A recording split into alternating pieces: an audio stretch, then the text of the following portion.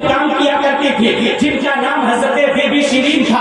हजरत इमाम हुसैन रज़ी अल्लाह ताला अन्हु ने जब ये देखा कि उनकी उम्र बढ़ चुकी है, हजरत इमाम हुसैन ने हजरत बीबी शिरीन से कहा कि ऐ बीबी शिरीन, मैं तुम्हें इजाजत देता हूँ कि अब तुम अपने घर चले जाओ, मैं तुम्हें आजाद करता हूँ। हजरत बीबी शिरीन कहती है कि हुसैन पाक, मैं आजादी नहीं चाहती हूँ, मुझे आप अपने घर पे रख ले, मैं आपकी गुलामी में अपनी जिंदगी को गुजारना चाहता हूँ। इतना सुनने के बाद हजरत इमाम हुसैन ने कहा कि नहीं बीबी शिरीन, जाओ, ये कुछ दौलत है, कुछ रुपए पैसे हैं, कुछ दिरहम दिनार है, इसे ले लो और लेने के बाद जाके अपना घर तैयार कर लो। हजरत बीबी शिरीन कहती है कि ठीक है, मैं घर तो बना लूंगी, लेकिन है बाबा हुसैन, है मौला हुसैन, मैं आपसे एक दरखास्त करती हूँ, मेरे एक शर्त को आप कबूल कर लीजिए। हजरत इमाम हुसैन कहते हैं कि कौन सी शर्त है, बताओ तो सही, मैं तुम्हारी शर्त को मानने के लिए मंजूर करता हूँ।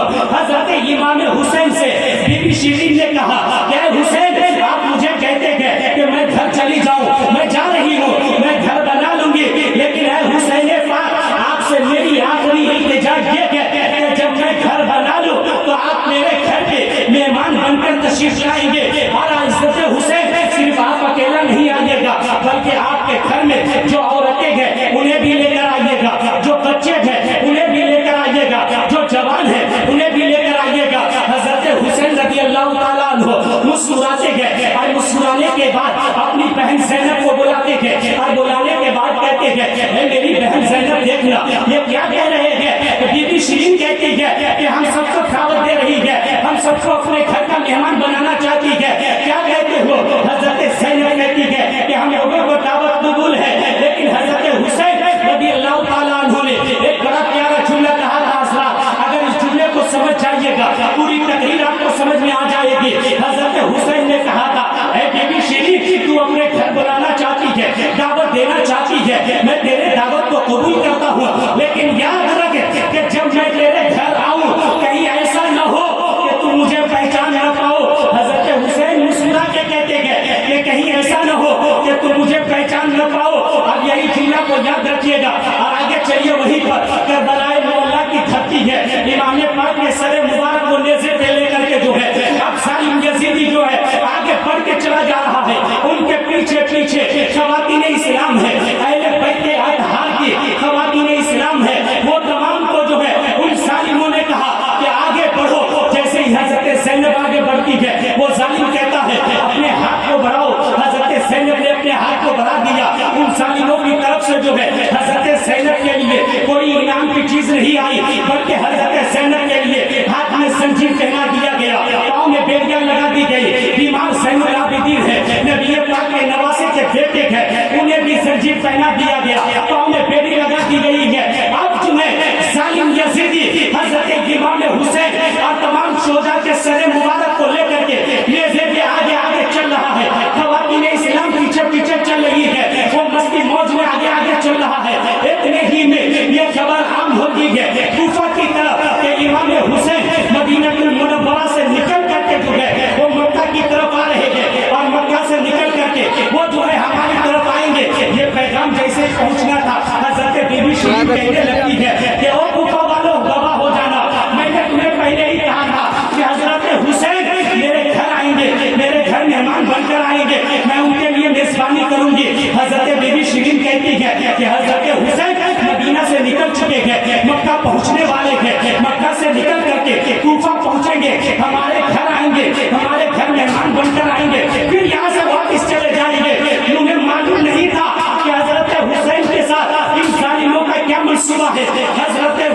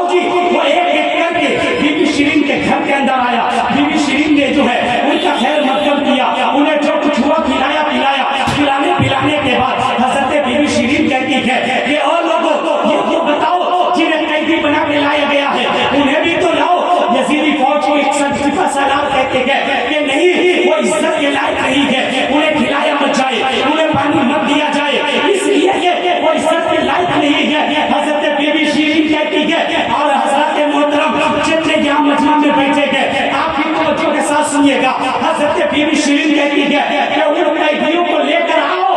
وہ لوگ کہتے ہیں کہ یہ قیدی کو مت کھلاؤ, اسے پانی مت پلاؤ. حضرت بی بی شیرین کہتی ہے کہ میں نبی کے نواسے کے گھر میں نوکرانی تھی, میں ان کے گھر میں کام کرتی تھی. حضرت حسین کا قول یہ ہے کہ اگر کوئی بھوکا, اگر کوئی پیاسا, اگر کوئی غمزدہ, اگر کوئی پریشان حال, اگر کوئی قیدی تمہارے گھر آئے تو خود بھوکے رہ جانا, لیکن خود بھوکے رہ کے جو بھوکا آیا ہے پہلے اسے کھانا کھلا دینا, اسے پہلے کھانا کھلانا, اسے پہلے پانی پلا دینا, اس کی خاطر کرنا, اسے محبت سے بلا لینا. حضرات توجہ کے ساتھ سنیے گا. حضرت بی بی شیرین نے کہا تو حضرت زینب کو بلایا گیا, حضرت سکینہ کو بلایا گیا, دیگر خواتین اسلام کو بلایا گیا. بلانے کے بعد حضرت زینب سے کہا حضرت بی بی شیرین نے کہ لو یہ کھانا ہے, کھانا کھا لو. حضرت زینب کہتی ہے کہ میں کیسے کھا سکتی ہوں, اس لیے کہ میرے ہاتھ کو بند ہے, میرے ہاتھ کو قید ہے. حضرت بی بی شیرین نے کہا اپنے ہاتھ کو آگے بڑھاؤ. حضرت زینب نے جب اپنے ہاتھ کو آگے بڑھایا تو یہ پریشان ہو گئی کہ حضرت زینب کے ہاتھ میں زنجیر لگے ہوئے تھے. حضرت زینب رضی اللہ تعالیٰ عنہ کے سامنے کہا اے زینب کھا لو, اس لیے کہ میں نے حسین سے سنا ہے کہ جو بھوکا پیاسا ہو انہیں پہلے کھانا کھلا دینی چاہیے. اتنا سننے کے بعد حضرت زینب رضی اللہ تعالیٰ عنہ رونے لگتی ہے, پریشان ہونے لگتی ہے. حضرت بی بی شیرین کہتی ہے اے مہیلائے عورت یہ تو بتا کہ آخر تو کیوں رو رہی ہے, تیرے رونے کی وجہ کیا ہے. حضرت زینب کہتی ہے کہ اے بی بی شیرین, جس حسین کا تو نام لے رہی ہے, جس کی محبت کا دعویٰ تو دے رہی ہے, وہ حسین پاک کوئی اور نہیں ہے بلکہ وہ حسین میرا بھائی ہے. اور وہ حسین اس وقت زندہ ہے لیکن شہادت ہو گئی ہے, ان کے سر کو کاٹ دیا گیا ہے. جب حضرت بی بی شیرین نے جب سر مبارک کو دیکھا تو تڑپ جاتی ہے. تڑپنے کے بعد آخری جملہ حضرت بی بی شیرین کہتی ہے کہ جب حضرت حسین کو قتل کر دیا گیا, انہیں شہادت کر دیا گیا, انہیں زمین پہ ڈال دیا گیا, اور بی بی شیرین کی یہ طاقت نہیں ہے, یہ لذت بھی نہیں ہے کہ آپ وہ چنے, اس لیے کہ میں چاہتی تھی کہ زندگی میں ایک بار حسین پاک کو دیکھ لو, لیکن میں نے دیکھا بھی تو ان کو شہادت کی نظر سے دیکھا, ان کے سر کو دیکھا, اس لیے میں یہاں زندہ رہنا نہیں چاہتی. حضرت بی بی شیرین جب کھڑی تھی اور کھڑی اچانک آپ زمین پہ گر جاتی ہے. زمین پہ گرنا تھا, آپ کی روح جو ہے سے رسولی سے پرواز کر جاتی ہے اور آپ انتقال کر جاتی ہے. انا للہ و انا الیہ راجعون. اس طریقے سے حضرات امام حسین کی محبت میں لوگ لاٹھی نہیں یا لوگ تماشے نہیں, بلکہ ان کی محبت میں لوگ اپنی جانوں کو قربان کر دیتے ہیں.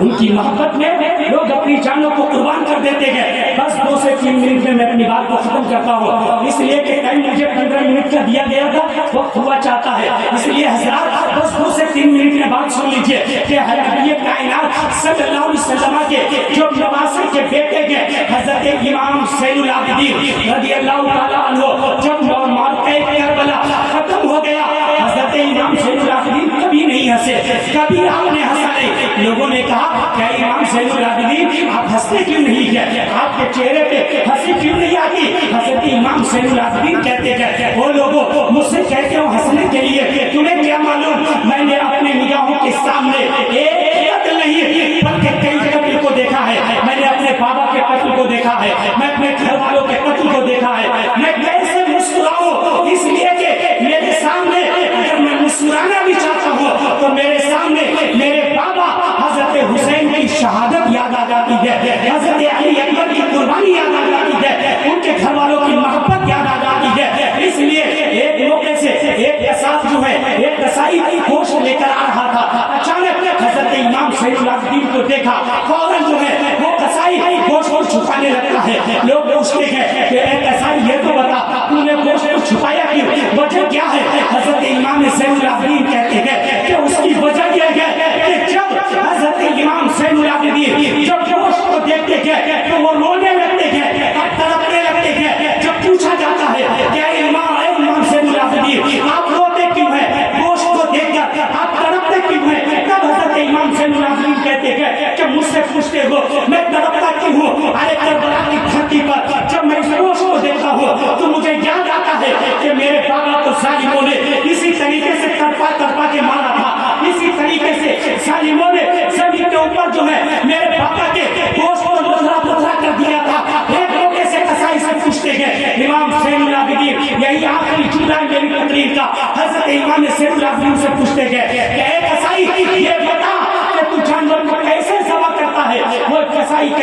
کہ جب میں جانور کو سبق کرتا ہوں تو پہلے میں جانور کو پانی پلا دیتا ہوں، پھر میں جانور کو سبق کرتا ہوں۔ اتنا سننے کے بعد حضرت امام پاک حضرت امام زین العابدین پھر رونے لگے۔ لوگوں نے پوچھا اے امام آپ روتے کیوں ہیں، بات میں آپ کھلاتے کیوں ہیں؟ حضرت امام زین العابدین کہتے ہیں وہ لوگوں تم نے نہیں سنا یہ قصائی کیا کہتا ہے کہ جب جانور کو ذبح کیا جاتا ہے تو پہلے اسے پانی پلایا جاتا ہے پھر ذبح کیا جاتا ہے، لیکن کربلا کی دھرتی پر جب ان یزیدی ظالموں نے جب میرے پاپا کو قتل کیا تھا، جب میرے گھر والوں کو قتل کیا تھا، جب میرے چچا عباس کو قتل کیا تھا، جب میرے چھوٹے سے 6 ماہ کے علی اصغر کو جب گود میں جب تیر چلایا تھا تو ایسے وقت میں ان ظالموں نے ایک گھونٹ جو ہے پانی تک نہیں پلایا تھا، بغیر پانی کے بھوکا پیاسا رہ کے میرے پاپا کو اور میرے گھر والوں کو قتل کیا تھا۔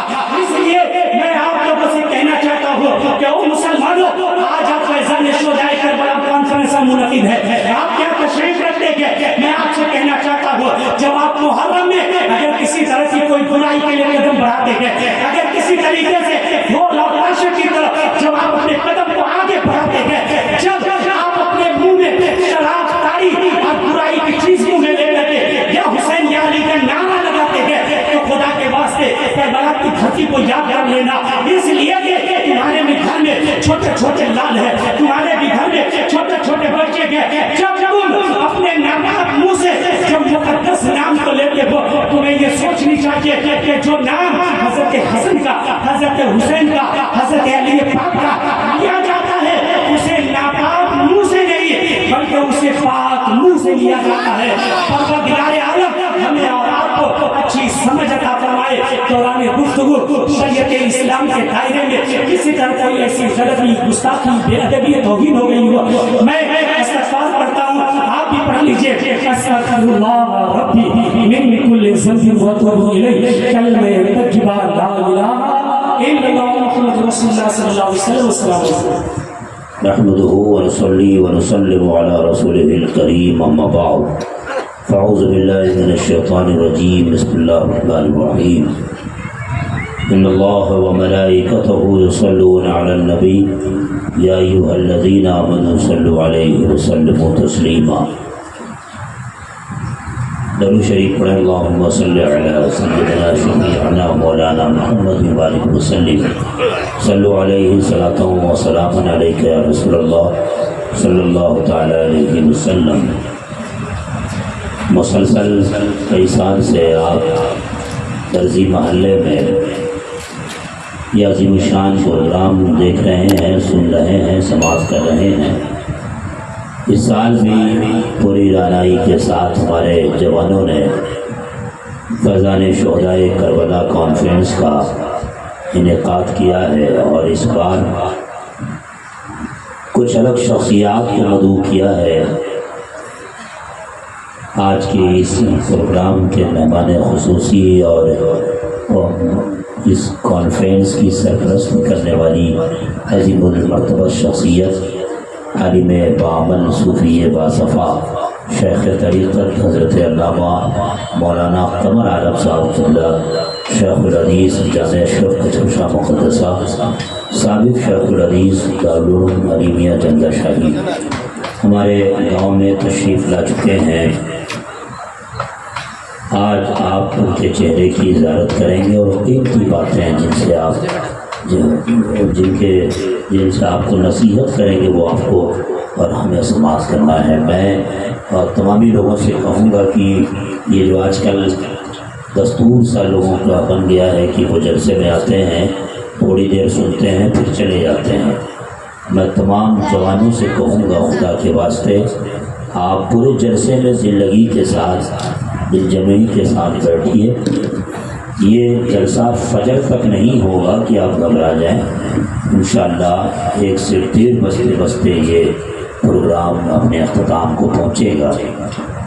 بتا دوں کہ آج کے اس بزم کی نظامت کی ذمہ داری جس شخصیت کے حوالے ہے، جس ذات کے حوالے ہے، وہ اپنے آپ میں ایک شخصیت ہیں، حضرت علامہ مولانا محبوب رضا فیضی صاحب، جن پر نظامت ناز کرتی ہے اردو ادب کے حلقے میں آپ کا بڑا اچھا عمدہ شمار ہوتا ہے۔